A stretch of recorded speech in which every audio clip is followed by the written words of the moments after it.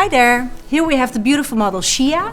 And what I did, I prepared the hair with the freehand balayage to create a beautiful lighted surface in the ends.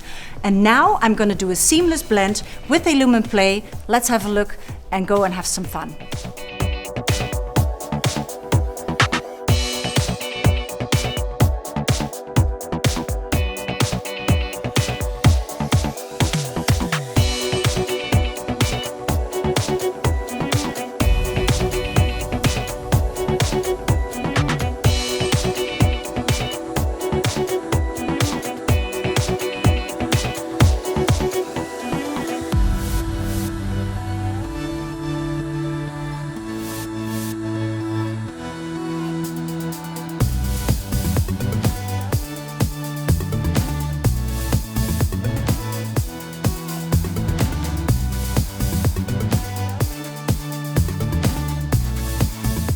What's really important for the seamless blend is that you don't only take your brush as a tool, but also your hand.